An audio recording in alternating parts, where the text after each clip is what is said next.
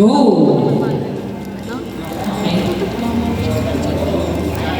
Okay. Okay, ang una nating verse is 2 Thessalonians 3:5. Again, 2 Thessalonians chapter 3 verse 5. Go!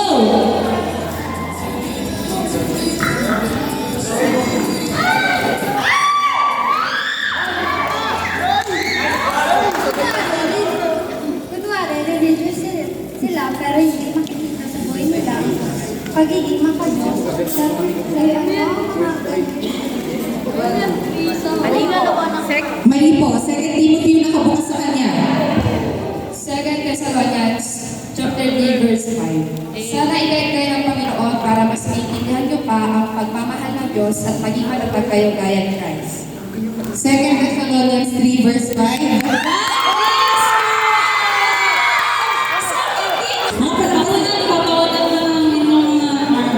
Okay. Okay, ang ating pang verse ay Nahum chapter 1 verse 7.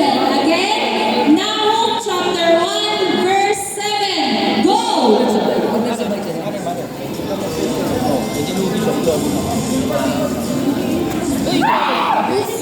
matibay na tanggulan pag may kaguluhan mga naniniwala sa kanya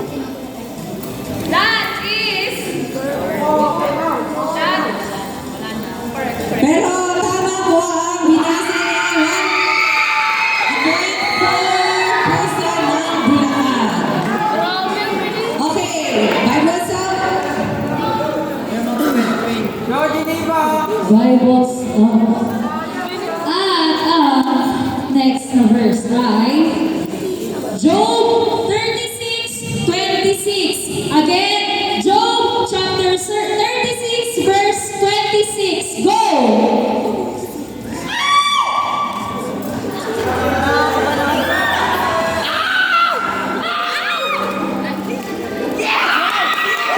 Tahimik ko muna, tahimik.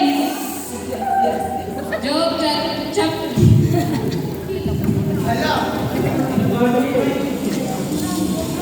Job chapter 36 verse 26. Ang kadakilaan ng Diyos di natin lubos maunawaan at ang kanyang mga takon ay di rin natin makita. That is correct! Zephaniah chapter 3 verse 17. Again, Zephaniah chapter 3 verse 17. Go!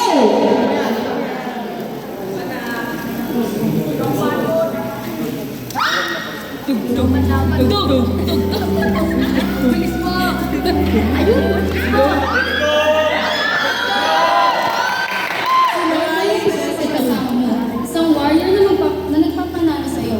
Sobrang punutuan ka na dahil mahal ka niya, bibigyan ka niya ng bago. That is correct! Okay, Bibles up. Tuloy-tuloy na tayo. Bibles up. Bibles up.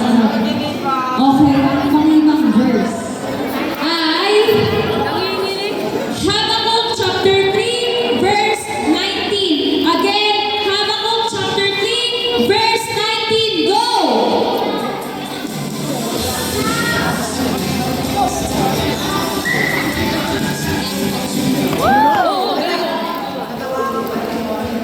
Si Lord ang Panginoon ng aking lakas. Ginagawa niya sigurado ang mga kapangkagalan ng Diyos. Sa niya ang pinapalakad sa mga buhay. That is correct! Bibles up. Okay. Meron na lang tayong 5. Okay. Ang ating next na verse ay Hosea chapter 14 verse 4. Again, Hosea chapter 14 verse 4. Go!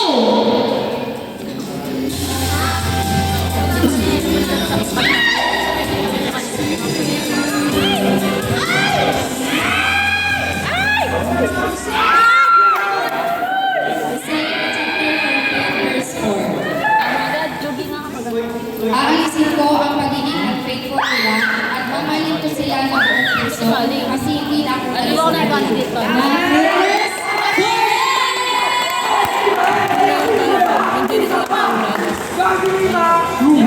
Okay, SQ, isa pa. Michael's out. Isa pa. Okay.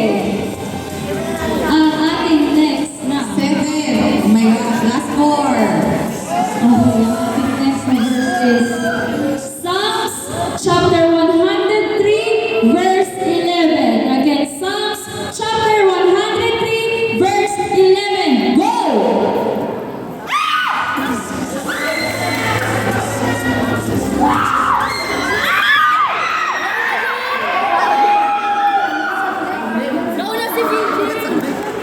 Hindi nga, kasi nga mas malayo nga siya. Tapos malapit lang sila, kaya lugi talaga. Paborito. Tayo! Nauna ka! Is wrong. So, Next na tumayo ay si BJ. Si BJ. Okay, go BJ. Psalms 103 verse 103 verse 11. Kung gaano mo kalayo ang langit sa lupa, gano'n ka lang sa lupa. May tao sa lupa. That is correct.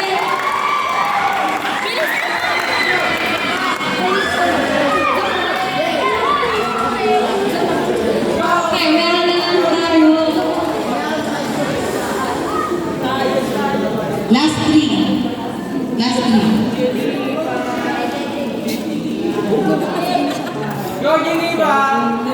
Okay, last three. Bible's up, Bible's up. Okay. Look for, wala pa, sabi ko lang, hanapin nyo ang verse, ang Bible verse na 1 Samuel.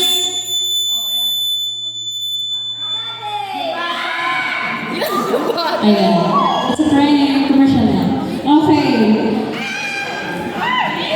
At ang ating 1 Samuel chapter 11 verse 10. Again, 1 Samuel chapter 11 verse 10. Go!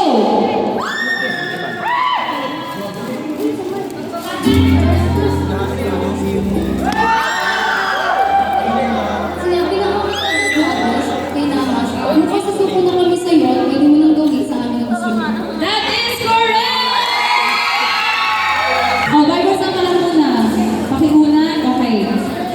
Ang ating next na verse ay Amos chapter 8 verse 9. Again, Amos chapter 8 verse 9. Go!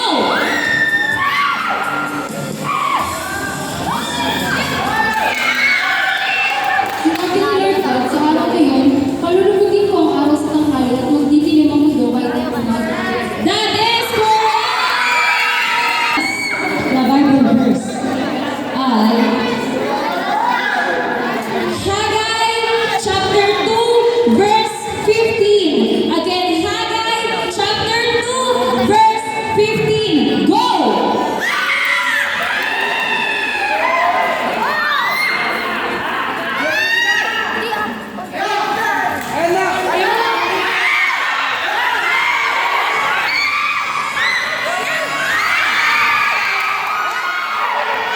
Sinabi ni Lord, tingnan niyo ang mga mangyayari na namin.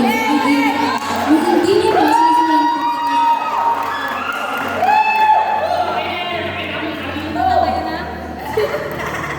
pagtatayo sa tempo. That is